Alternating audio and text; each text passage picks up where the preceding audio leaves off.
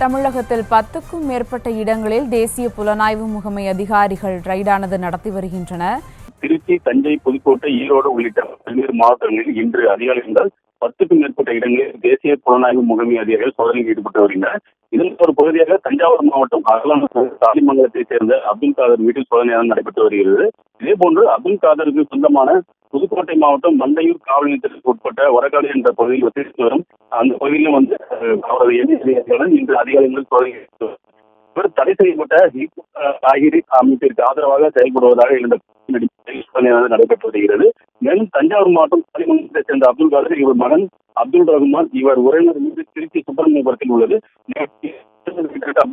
வந்துள்ளார். அப்துல் ரகுமான் திருச்சியில் இருப்பதை செல்போன் டவர் மூலம் அறிந்த எண்ணெய் அதிகாரி காலை முதல் சுப்பிரமணியபுரத்தில் அப்துல் ரகுமான் வீட்டில் வருகை தந்து அவரை ஆய்வு செய்தனர்.